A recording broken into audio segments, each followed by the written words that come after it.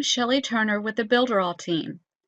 In this video, I'm going to show you how to change the redirect pages for someone who is either already subscribed to your list or subscriber is not found.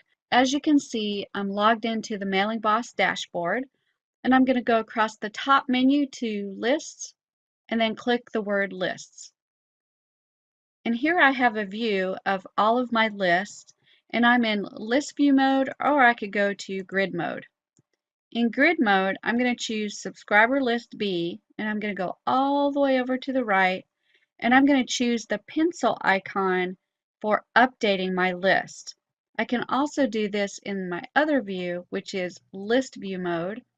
If I go down to the icons for subscriber list B, I choose the pencil icon for update, and I click that icon.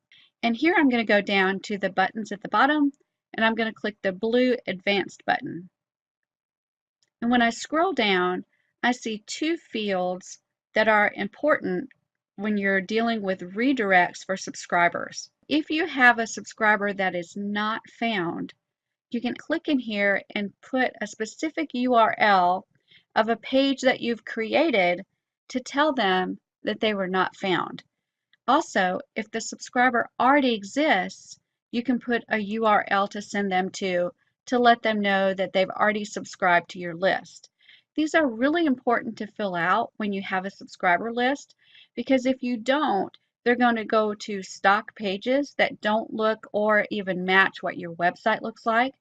But with this feature, you can create pages that completely match your website and cover any situation that might arise, such as a subscriber not found or the subscriber already exists. After you've filled your fields out, just scroll down to the bottom and click Save.